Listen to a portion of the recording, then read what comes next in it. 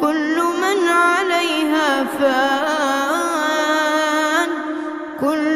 عليها فان ويبقى وجه ربك ذو الجلال والإكرام فبأي آلاء ربكما تكذبان يسأله من في السماوات والأرض